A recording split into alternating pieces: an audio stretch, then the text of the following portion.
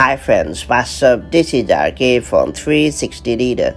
As of now, I'm going to show how to use reader mode on all websites on iPhone and iPad. For those unfamiliar, reader mode is designed to enhance your reading experience. Many websites have sidebars, overlays, auto-playing videos, and other distractions, as well as text in a size you may find too small to read. Reader View is Safari's way to override the parameters most sites have set to produce a simplified stream of text for which you can adjust the size. That all being said, it's time to learn how to automatically enable reader mode on all websites on iOS and iPadOS for enhanced reading experience. Before getting started, make sure you have subscribed our YouTube channel and hit the bell icon so that you won't miss any update from 360 Reader. First off, open the Settings app on your iPhone or iPad, then scroll down to find Safari and select it.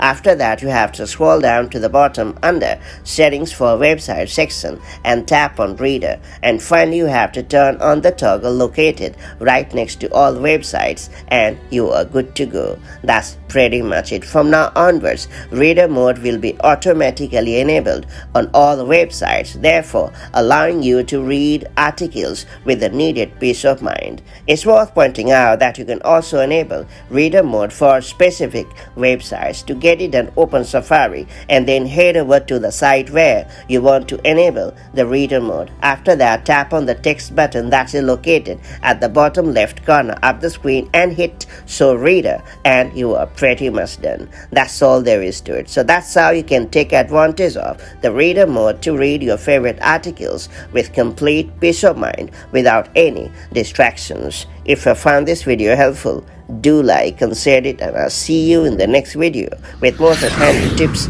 and tricks. Till then, stay safe and have a great time. Bye bye.